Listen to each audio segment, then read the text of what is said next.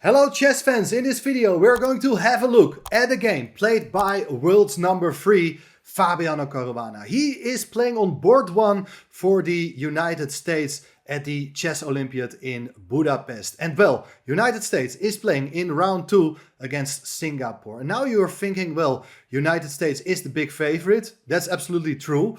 But it's not going to be a walk in the park, as Singapore is actually experiencing some sort of a chess boom. They have a lot of young upcoming players. And also, for instance, don't forget that the World Championship match is taking place in 2 months from now in Singapore. So I imagine they are really working hard on chess there. And well, Fabiano Caruana is playing against a strong young grandmaster, 24 years old Ying Yao Tin, and he is rated 2580, so more than 200 points rating difference. So okay, Fabi playing with the white pieces is the big favorite, but don't underestimate Ying Yao Tin, as for instance he also eliminated last year at the World Cup top grandmaster Shahriar Mammadiyarov, so that is one of his biggest scalps to date. But today it's a different game. It's round 2, Fabiano playing with white. Let's see what's happening in this game. And well, don't forget to hit the subscribe button, guys. I need your support to keep the channel growing. And well, I'll cover all the excitement from this Olympiad in Budapest. So here we go. Fabiano goes for the move 1 e4. Not a surprise. e5, knight f3, knight c6, bishop c4, knight f6. We get the sort of quiet Italian with the move d3, bishop c5, castling kingside. We go quickly through these moves because we have seen it already many times, and well, it is probably one of the best ways to avoid a kind of forcing game where the computer lines are just showing 0.00 leading to a draw. No, this is the type of game where actually the stronger player is able to outplay the opponent in the long run. So, well, we still have all these kind of standard moves. White is expanding on the queen side, hitting the bishop on c5. Bishop goes back, knight bd2. Black offers the exchange of light squared bishops.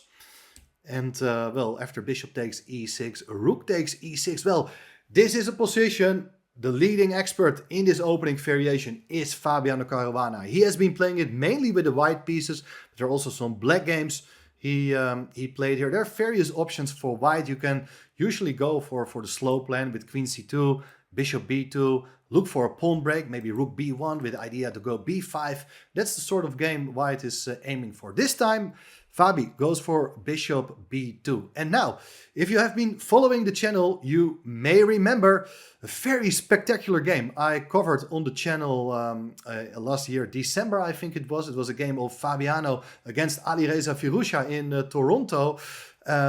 In that game, there followed the move knight h5, and in the game, that knight from c6 went to e7 and g6. White played the g3, and there was some fascinating piece sacrifice on f4, and it led to a crushing victory for black. But obviously, Fabi had studied his own game very well, and he came better prepared for it this time. In any case, knight h5 was not played. Normally, there are these sort of moves like knight e7, queen d7. It's all possible. It doesn't really change much the evaluation of the position, at least not to my eye. Maybe at the 2800 level, these guys, they know much more.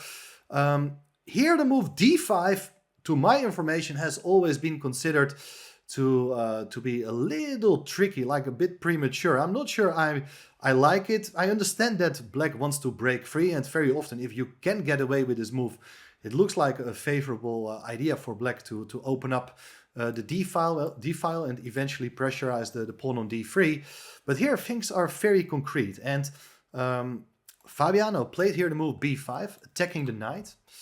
And the main point is that now the knight has to go away from c6, it goes to e7, and now white does take on d5. So you're opening up the e-file, attacking the pawn on e5 with both your rook and your knight. So therefore queen takes d5 is sort of the only move. And now white plays the move c4, attacking the queen. If the queen goes away, then you can take on e5, as the diagonal for the bishop has been opened now as well. Queen takes d3 was played, And in the games played so far, most players, they just went for bishop takes e5, which is, according to my engine, the best move in the position. Maybe there's not a big difference with the game's continuation, but the idea is that with the bishop, apart from attacking the pawn on c7, you're also intending to take on f6, which is damaging black's pawn formation, as you can't recapture with the rook, as that will hang the knight on e7. So white can count on an edge in this line, but here both players, they started to think already a bit, and I guess that Fabiano Caruana was trying to remember his home preparation at this point. And well, he decided to take with a knight on e5, and I don't want to say this is a bad move. In fact, it's a very logical human move. It's probably the move, if I don't have any pre-information, I would also play it. Like, take the pawn with a knight, attacking the queen, comes with tempo, it's open position, every tempo matters. So looks very, very logical. Here the queen went back to f5, looks like kind of a stable square, and of course, it also comes with a tempo as the queen hits the pawn on f2 together with the bishop. So therefore, white played the move queen f3. Well, interestingly, white's offering the exchange of queens. And of course, you may consider that exchange. But in that case, okay, you can take back with a knight. There's always a bit of pressure. In any case, there's no need to capture yet. Rook d8 is played. So you do hit that knight on d2. And well, for instance, if you take the pawn on b7, well, you just take with the bishop on f2 with check. And everything is just hanging now. So this goes wrong. You can't take the pawn on b7 right now. But white moved the knight to b3. And the knight is not badly placed there, as we will see. But what should black do? Once again, I mentioned that there is this option to swap queens. And this was not played in the game, but I think it's quite an instructive move, as I believe that in this open position, white's pieces are just a bit better placed. There are always ideas, for instance, to take on f6 to ruin that structure on the king side. But there are also plans later on, perhaps to put a knight on a5 to hit the pawn on b7. Whenever you have to play a move like b6 to defend that pawn, then your own bishop will be boxed in. So that's kind of a nice positional way of exerting pressure on both sides of the board. I mean, maybe black is able to hold it with very precise play, but I think there's still a lot to play for, and white is definitely on the safe side of equality. So after knight b3, Tin played here the move c6, and to be honest, I think this move does look very logical, as you do prevent white from ever taking the pawn on b7. Stop that potential problem, aiming perhaps also for simplifications, like you may take everything on b5, and the more pawns are getting swapped, the closer black is getting to equality. But here, Fabi continues with his move c5, and that is a very, very strong move. I really like this idea. As you're looking up that bishop on a7, and look, if white were allowed to play one more move, there is now also the plan to come in with the knight to d4 to hit the queen and trap the rook on e6, because the bishop is no longer controlling the d4 square. So here, all of a sudden, you have to be very, very careful. Like taking with your a pawn on b5, it's only going to help white to open up the path for the rook and hit the bishop. So I don't think that's a great idea.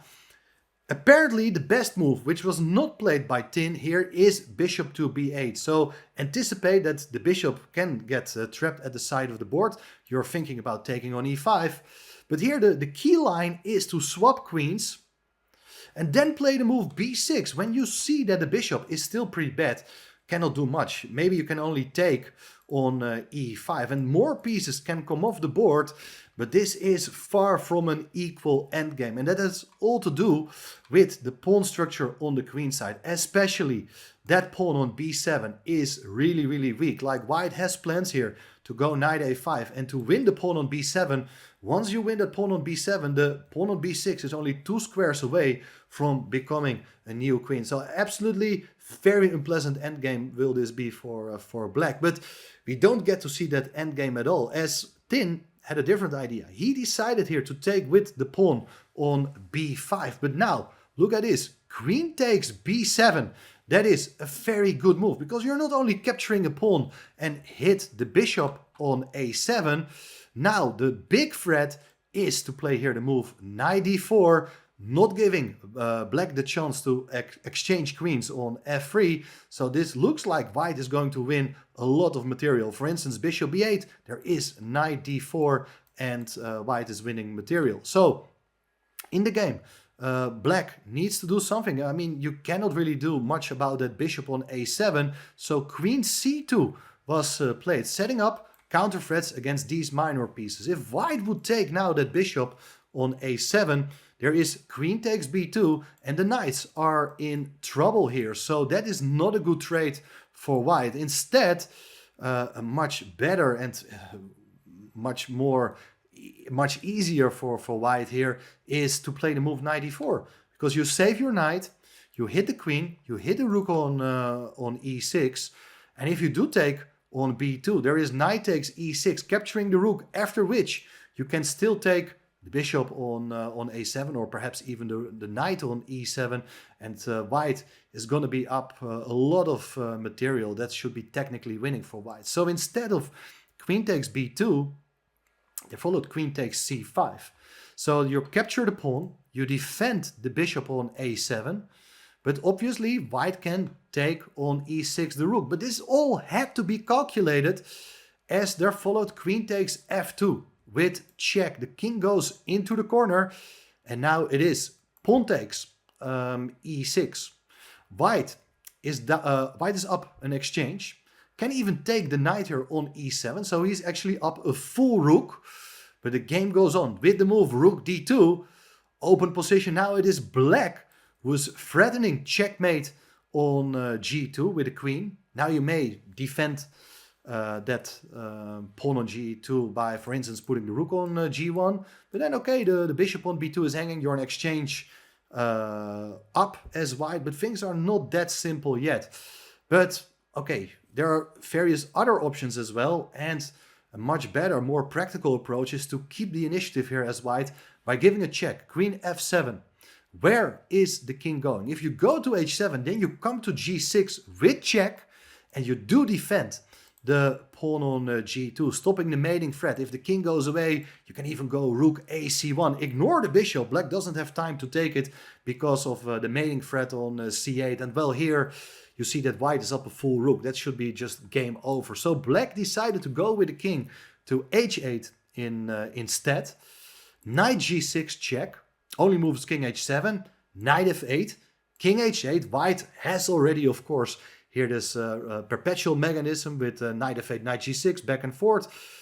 But much stronger is queen to g6, defending the pawn on g2. This time, this move doesn't come with check. There is rook takes b2. So here, black is only down an exchange, but white still has the initiative as the mating threat has been parried and there is knight takes e6. And white is threatening checkmate on g7. And it turns out it's very difficult to defend the pawn on g7. There followed knight h5. It's a funny move, but of course white is not going to fall into this trap. You cannot even call it a trap, I think. Queen takes h5. Now the queen no longer defends the mating threat on g2. So that should be definitely avoided. Instead, though, there is queen e8 check. Very nice, classy move. King h7, forcing move. And now after knight to g5, black resigned. Of course, the knight can be taken here on g5. But there's this forcing sequence with queen takes knight on h5 with check. No time for black to give mate on g2. So king g8, rook e8 check.